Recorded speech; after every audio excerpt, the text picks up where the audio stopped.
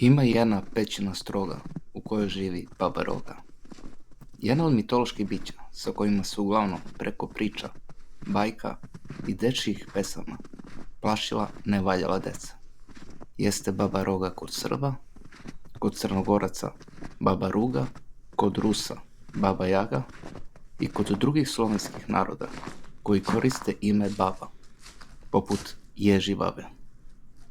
Baba Roga se zamišljala kao ružna starica sa rogom na glavi, koja preko noći plaši decu koja spavaju, sa pretnjom da će ih ukrasti. A Baba Jaga se opisuje kao gnusna i mršava žena sa koštatim nogama, koja živi u kolibi na kokošijim nogama. Baba jeste staro pagansko božanstvo, stari Slovena, božanstvo plodnosti, razvoja, propadanja i smrti. A smatralo se da se baba najviše poštovala u zimskom periodu. Baba Marta je jedan od primjera, kao i zubato sunce. Atributi babe jesu zubi, gvožđe, miš i žar.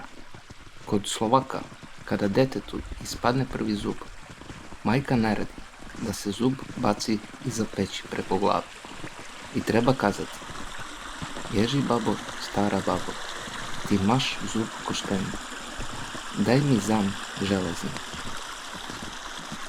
Prema ovoj bajalici možemo zaključiti da se babi preko miša, preko žrtva u obliku zuba, detetu obezbeđuje dug i jak život i da ima jake zube.